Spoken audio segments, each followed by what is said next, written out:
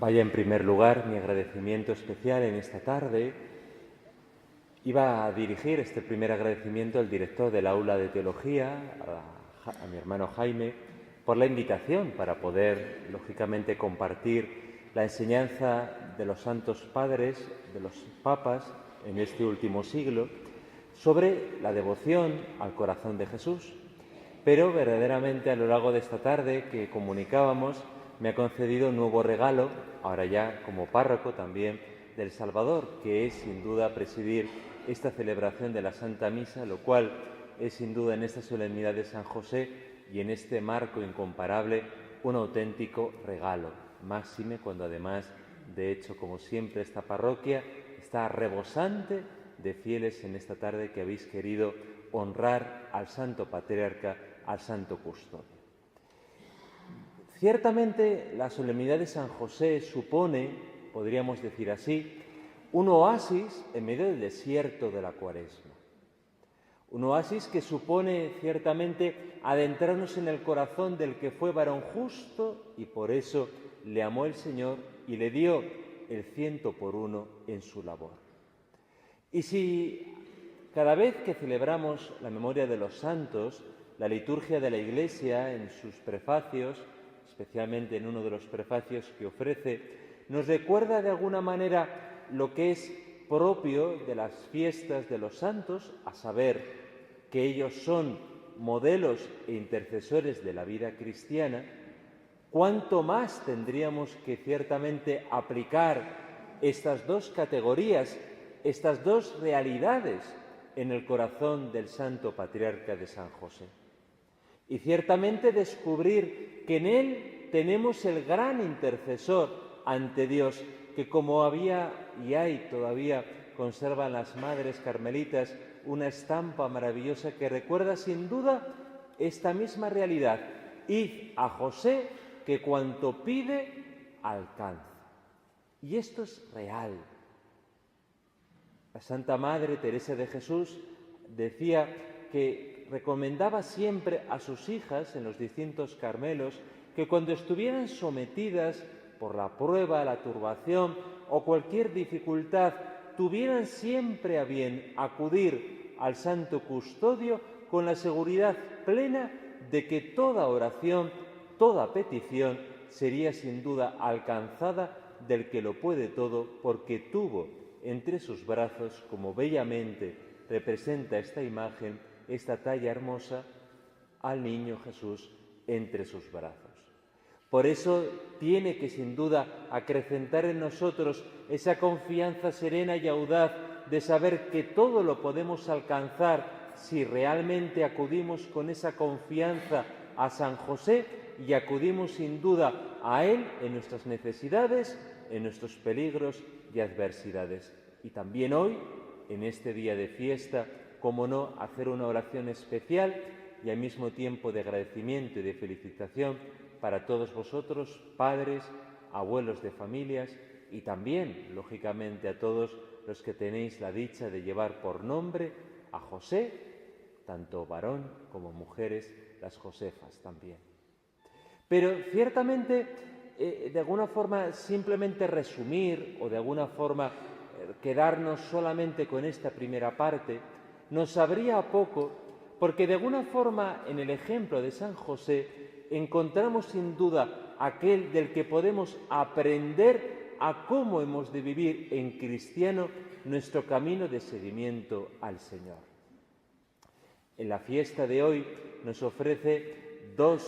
sin duda dos posibles evangelios, dos versiones de alguna forma para celebrar esta fiesta. La que acabamos de escuchar de San Lucas, el momento sin duda sublime en el que en el corazón de Jesús, niño, sin duda guiado por la voluntad de Dios y deseando sin duda ponerse ya a la escucha y al saboreo de la palabra de Dios, decide permanecer en el templo aun poniendo a prueba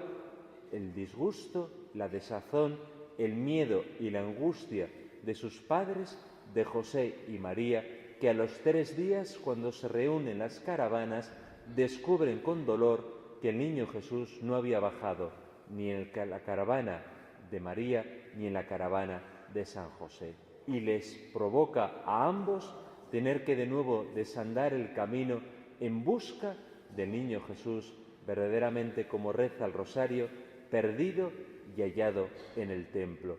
Pero tendría que de alguna forma, o me gustaría considerar el otro pasaje que de alguna forma es conocido, y es conocido también así como las dudas de José. Y tal vez porque me gustaría, apoyado sin duda en autores espirituales, ofrecer de alguna forma una consideración que nos pueda de alguna forma hacer descubrir la grandeza de San José. Porque siempre hay, como de alguna forma, el riesgo de hacer los santos pequeños o a nuestra propia medida, cuando antes bien somos nosotros los que tenemos que de alguna forma tomar la medida de la grandeza de su corazón, de la grandeza de sus virtudes y aspirar a lo bueno, a lo excelente, a lo maravilloso que en su corazón vivieron y que San José vivió junto al corazón de Cristo. Por eso el texto hebreo nos permite de alguna forma considerar que el miedo, que de alguna forma el temor, que de alguna forma asombra el corazón de San José, no es de alguna forma simplemente un miedo a conocer el origen de lo que María espera. Podemos intuir que ciertamente, aunque todavía no vivían juntos María y José, la intimidad espiritual, la cercanía de corazones, la confianza, sin duda que solamente el corazón de los santos sabe ciertamente vivir, provoca que María pone ante la presencia y ante los oídos y ante el corazón de San José el alegre anuncio de la Encarnación, compartiendo con él la alegría de lo que ciertamente acaba de recibir. Ante aquel que quería compartir su propia vida, comparte el anuncio gozoso del que es el Evangelio con mayúsculas, el anuncio de que ella, ya por obra del Espíritu Santo, espera un hijo concebido en su seno virginal. Y podemos imaginar que antes bien de lo que de alguna forma puede desprenderse o parece desprenderse del texto litúrgico, Padre Iglesias y otros sin duda autores espirituales han considerado que el temor que de alguna forma embarga el corazón de San José fue más bien el temor, por un lado, al reconocer la pequeñez, su fragilidad, su debilidad y ser consciente de que la morada de Dios estaba en la casa que ellos iban a compartir, que la morada de Dios estaba ya presente en el tálamo virginal de María y se reconoce indigno de poder estar en la presencia del misterio de Dios. Esta indignidad que de alguna forma recuerda a esos pequeños y humildes anagüín del Antiguo Testamento que ciertamente con fragilidad y con debilidad se acercan a lo santo de los santos con infinita conciencia de la distancia tan grande que hay entre su corazón frágil y la grandeza de Dios, que les hace a ellos experimentar el santo temor de no considerarse dignos de caminar en la presencia del Señor. Y de esto es de lo que participaban también los sacerdotes del Antiguo Testamento, que cumplían ritos de purificación para así poder entrar en el arca de la alianza, en el arca de los santos, entre todos los santos. Esta es la fragilidad que experimenta José. Y al mismo tiempo el no conocer todavía cuál era su papel, cuál era su tarea, cuál era su vocación, cuál era de alguna forma la misión que el Señor quería o tal vez no quería que cumpliese ninguna en la Sagrada Familia. Y por eso la decisión de San José fue más bien la decisión de un corazón pequeño, pero grande a los ojos de Dios, que sin duda, no sabiendo cuál es su papel, cuál es su tarea, y considerándose frágil, pequeño e indigno, decide apartarse de este misterio del que no se considera digno ni protagonista. Y así es cómo realmente reconocemos que la grandeza de San José es precisamente el saboreo de la escuela de María, que también, siendo la mujer más excelente, adornada con todas las virtudes del cielo y con todas las gracias inimaginables, ella al mismo tiempo reconoce en el cántico del Magnificat la pequeñez y la humildad de la sierva entre todas las siervas del Señor. Y eso es lo que hace la gracia. No considerarnos más, ni considerarnos de alguna forma con alguna excelencia o con alguna cualidad que nos haga resaltar, sino que antes bien la gracia troquela, modela el corazón para que se experimente sin duda que todo bien, que toda dádiva, que toda gracia viene del corazón de Cristo. Y eso es lo que José vive, tal vez sin duda porque lo había ido aprendiendo también en el corazón virginal de María. Y por eso me resisto a creer que José en algún momento tuviera algún tipo de miedo, de duda o de asombro ante el origen del que ya de alguna forma ya esperaba María en el seno virginal. Precisamente apoyado también porque el anuncio del arcángel San Gabriel no le revelará a él o no le dará razones o causas para entender el origen del fruto que espera María, sino que las palabras del anuncio del arcángel San Gabriel fueron directas. Tú harás las veces de padre, tú le pondrás por nombre Jesús. ¿Qué le está revelando el anuncio del arcángel? ¿Cuál es su vocación? ¿Cuál es su tarea? ¿Cuál es su misión? Necesitaba conocer del mismo Dios cuál era la tarea que él iba a desempeñar en el seno de la Sagrada Familia. E inmediatamente José, como siempre, se pone en actitud dócil, repitiendo de alguna forma con las obras y con su vida el hágase de María en la Encarnación. De alguna forma también imbuido de un perpetuo silencio que recorre en los Evangelios y que nos ha privado del gozo de conocer las palabras de San José.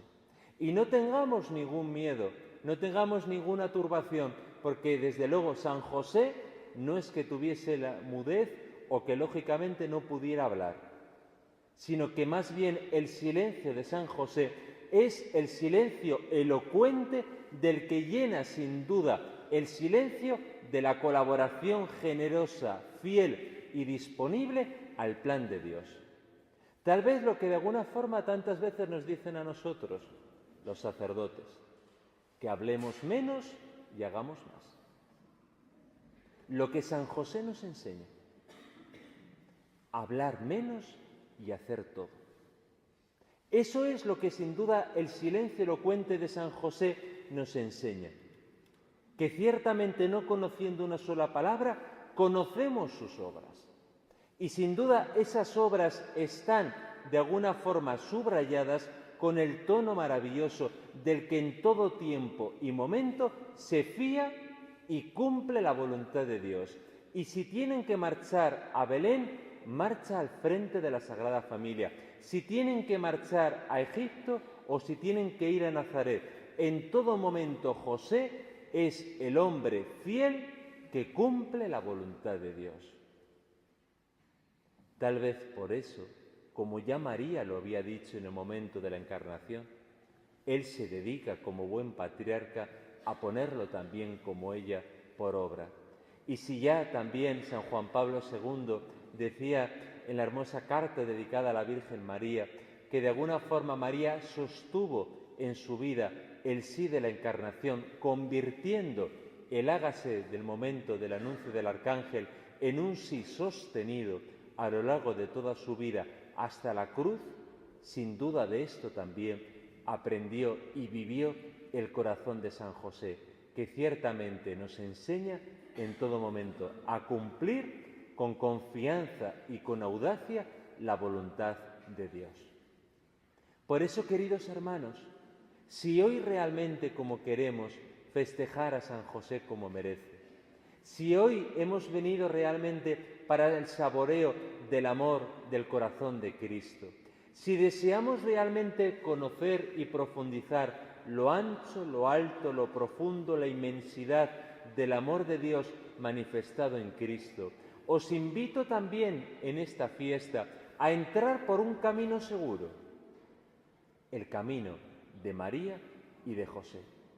Si ciertamente Coret decía en una hermosa obra espiritual que si quisiéramos de alguna forma conocer el mejor retrato que de alguna forma ningún pintor pudo realizar de Santa María de Butarque, nada mejor que acudir al Magnificat, donde está expresado plenamente el corazón virginal,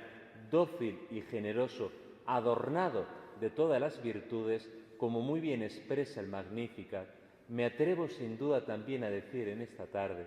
que si queremos de alguna forma caminar seguros en el conocimiento, el saboreo y de alguna forma la penetración constante en el misterio del amor de Cristo manifestado en su corazón humano divino, nada mejor también que acudir al corazón de María y de José.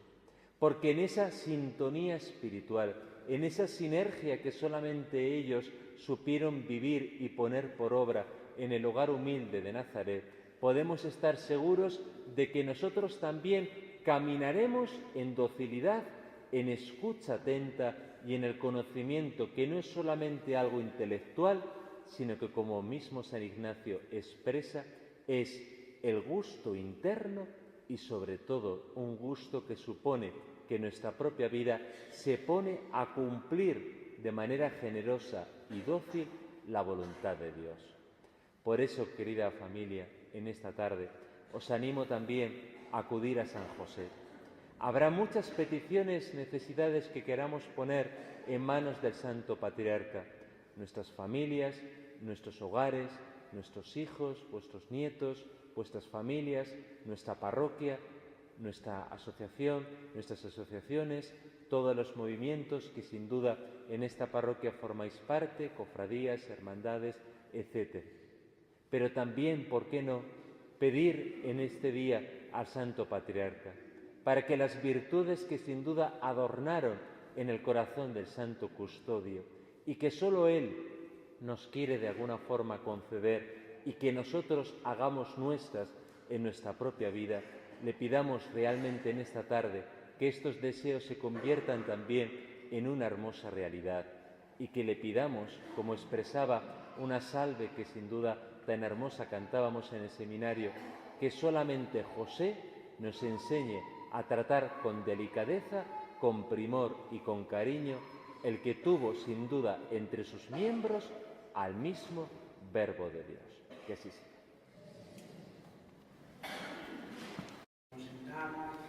Bueno, pues lo hacemos así un poquito más breve porque pues cuando hicimos el calendario, no sé qué pasó,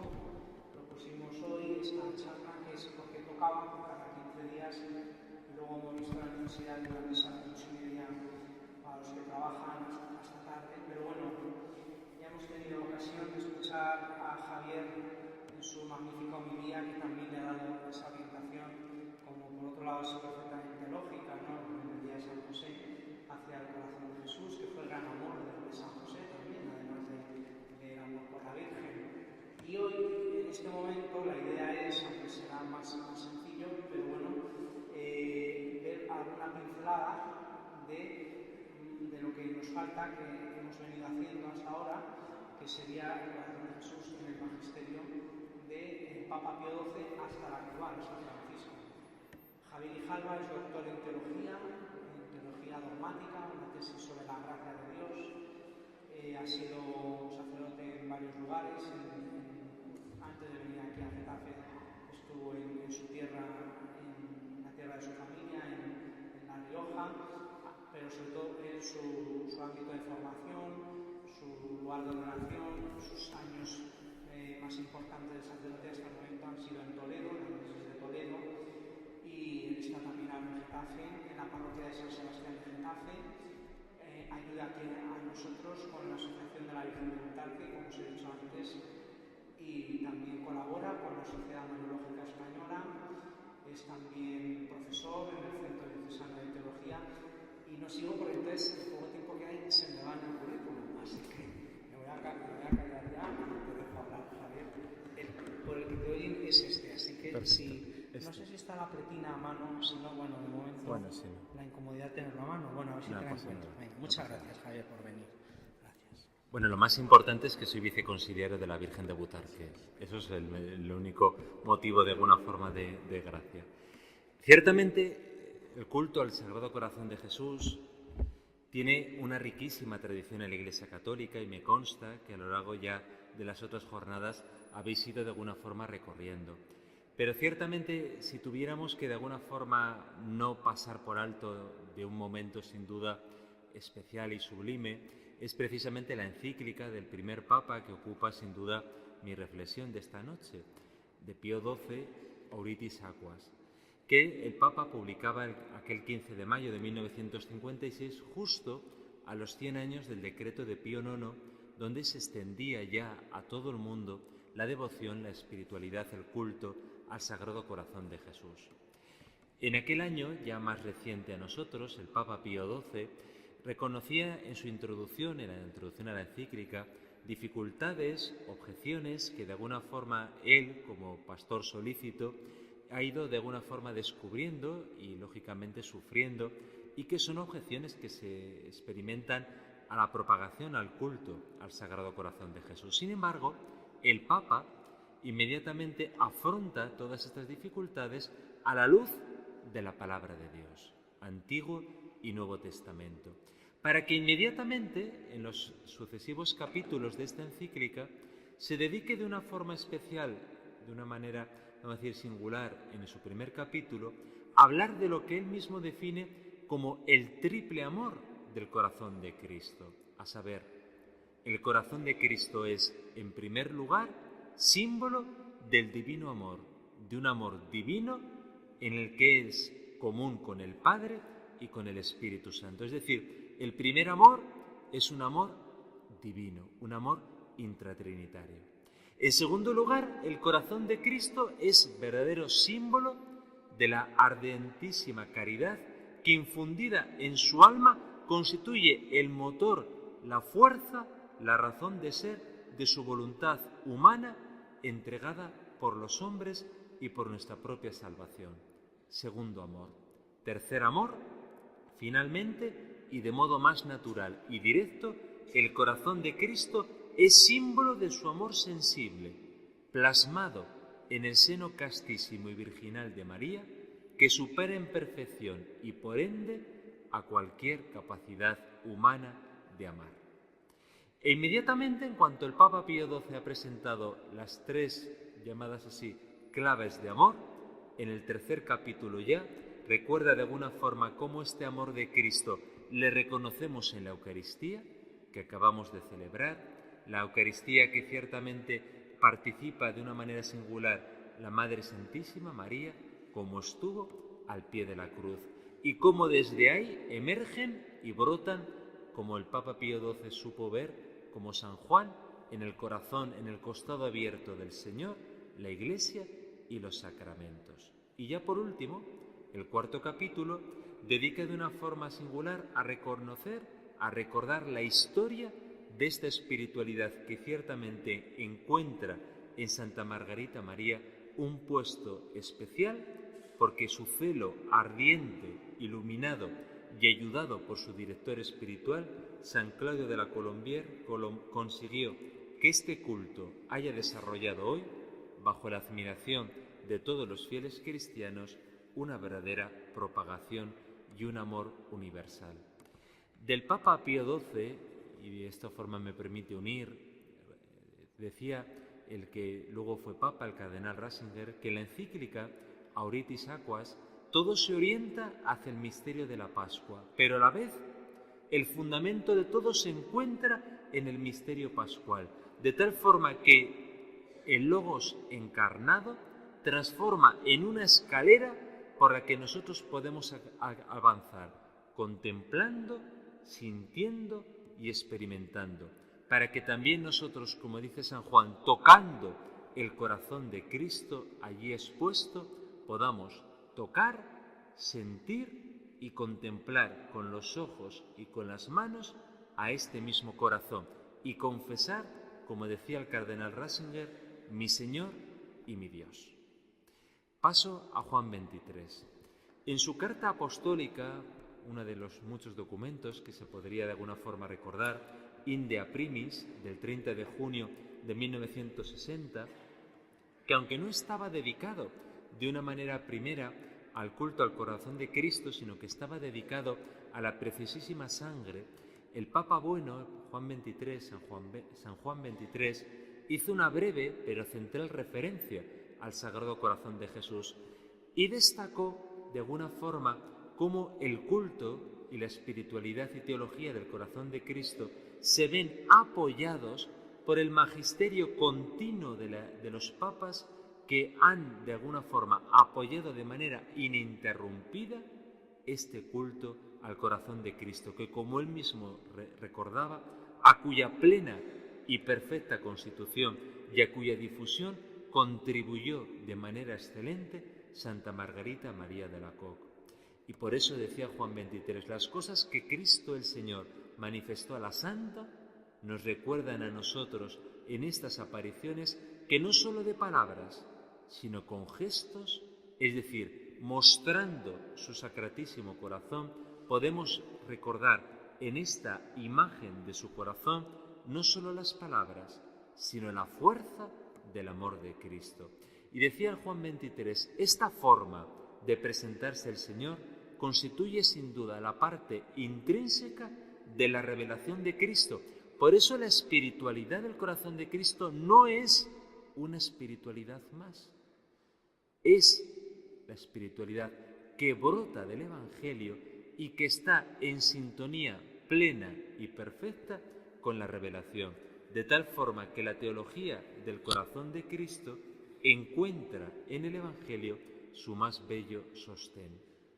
Así, recordaba Juan 23 el papel de todos los romanos pontífices que han contribuido de manera tan excelente, con admirable unanimidad, decía Juan 23, en esta forma de culto religioso. Por eso decía él en Annum Sacrum, de Inocencio XII a Benedicto XIII, a Clemente XIII, a Pío VI, a Pío VII, a Pío IX, con posterioridad a León XIII y antes de Juan 23,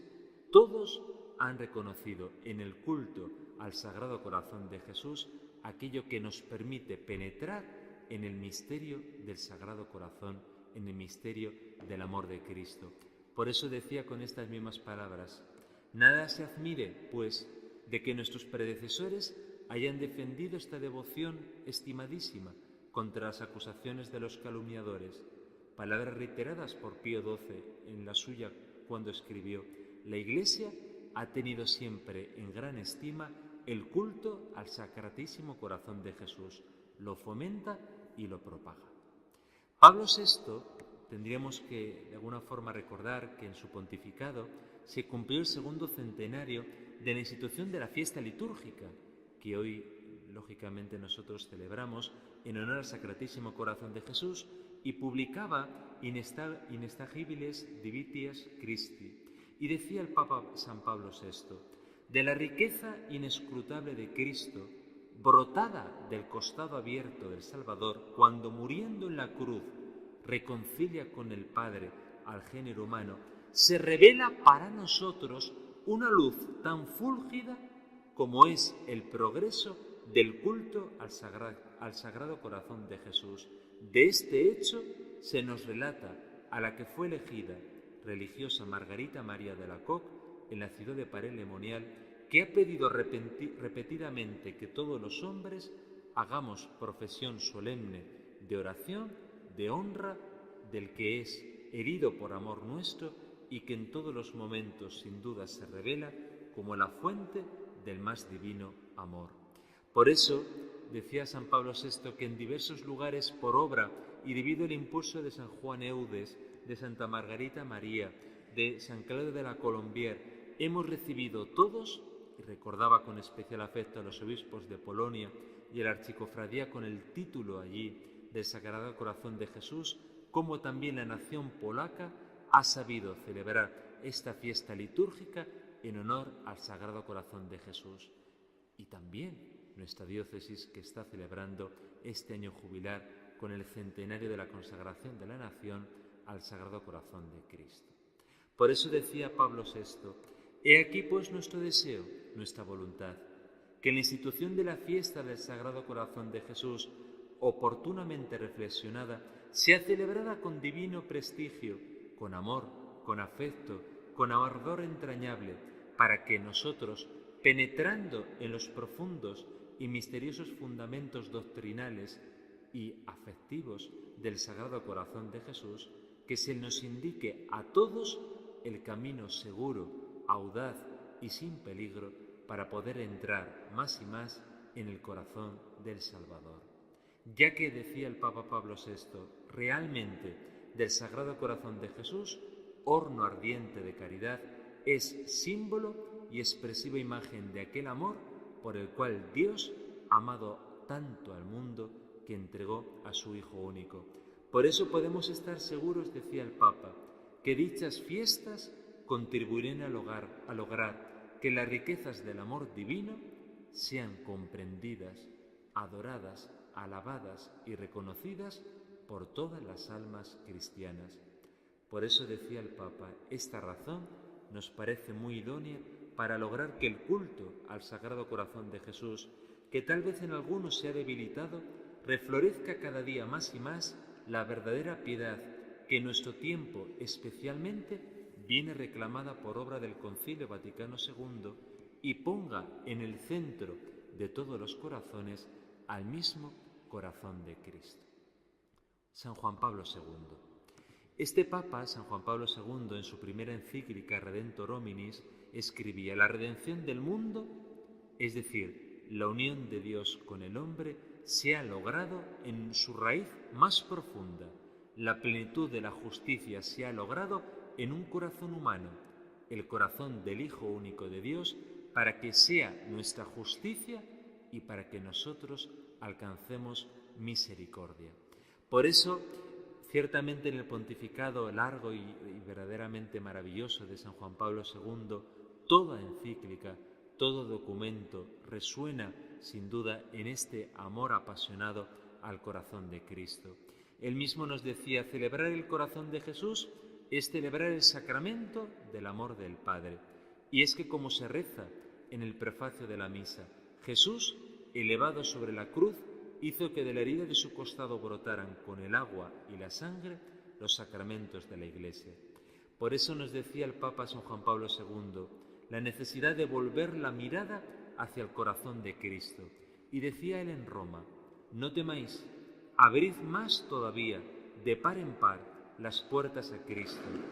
Abrid a su potestad salvadora los confines de los estados, los sistemas económicos y políticos, los campos de la cultura, de la civilización y del desarrollo. No tengáis miedo. Cristo conoce lo que hay dentro del hombre. Solo Él lo conoce y Él ama a cada hombre con un corazón divino y humano. Pues bien, rápidamente pasamos al pontificado de Benedicto XVI. El Papa nos expresaba en su primera encíclica, hablando del corazón de Jesús, también en los primeros días de junio del 2008, de alguna forma las hermosas ideas que él nos quiso dejar sobre el corazón de Cristo, a saber, el corazón de Cristo es símbolo de fe cristiana, buena noticia de amor. 2. Desde el horizonte de su amor, de hecho,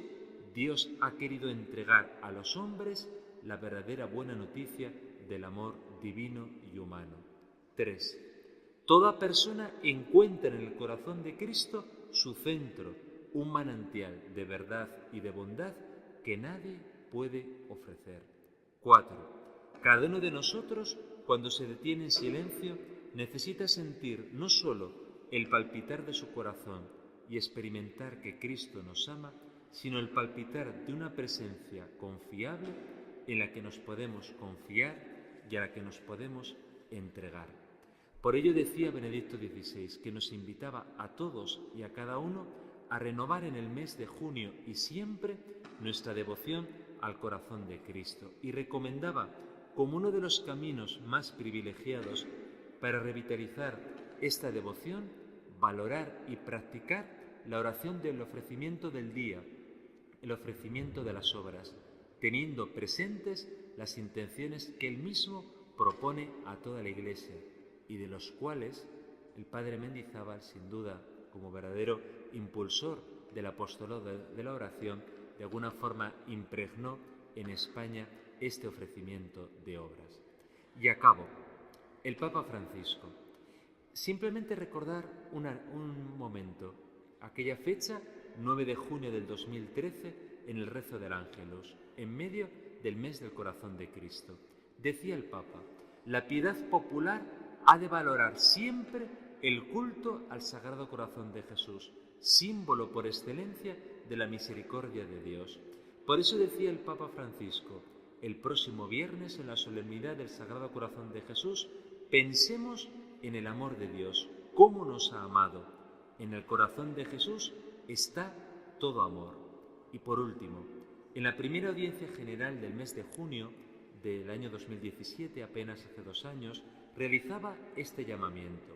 Quiero dirigir un pensamiento a jóvenes, enfermos y recién casados. El mes de junio, recién comenzado, nos recuerda esta devoción. Queridos jóvenes, en la escuela del Divino Corazón, creced en el servicio al prójimo. Queridos hermanos, en vuestros sufrimientos, unid vuestro corazón al del corazón de Cristo. Y vosotros, queridos esposos, mirad el corazón de Jesús para aprender siempre el amor sin condiciones. Pues que así sea.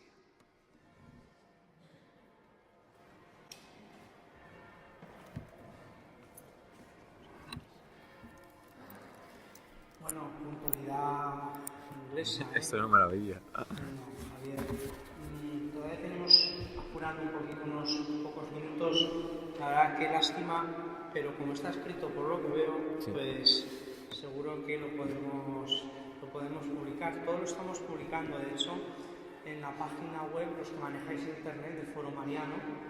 foromariano.es/la ventana de Fátima. Ahí estamos colgando cuando se puede también lo escrito, o si no el vídeo, el audio. Bueno, ¿tenéis alguna pregunta? La verdad es que los textos que han leído son preciosos, nos lo he dado para el doble de tiempo. ¿Tenéis alguna pregunta que hacer alguno de vosotros de este magisterio que apenas, pues de los papas actuales? Me vienen varias frases también del Papa Francisco, del rezo del Ángelus, en los días de junio del mes del corazón de Jesús. Habría mucho de que hablar también, ¿no? Y cada uno con sus matices. Juan Pablo II con esa definición que a mí me encanta, la uso mucho, la plenitud de la justicia en un corazón humano. Eso es la redención. La salvación es que el Señor en un corazón humano ha sido justo, plenamente justo, como nadie lo ha sido tanto como Él. Yo creo que de alguna forma he querido escoger, eran al final simplemente pequeñas píldoras espirituales de los papas, pero no he querido prescindir de una cita que recordaba del Papa Pablo VI, donde de alguna forma reivindicaba que la devoción, el culto, la espiritualidad del corazón de Cristo es la espiritualidad propia del Concilio Vaticano II y que si ciertamente queremos revitalizar la piedad popular, la devoción y la espiritualidad, ha de pasar necesariamente por la devoción al corazón de Cristo. Por eso no puedo estar más de acuerdo con ello y al mismo tiempo, sin duda, las citas de los papas y, como decía Juan XXIII, la unanimidad de todos los papas en torno a la espiritualidad del corazón de Cristo es el mejor testimonio de que esto es lógicamente la espiritualidad que brota del Evangelio y que nosotros hemos recibido como testimonio. Terminamos con una oración, Javier. Sí.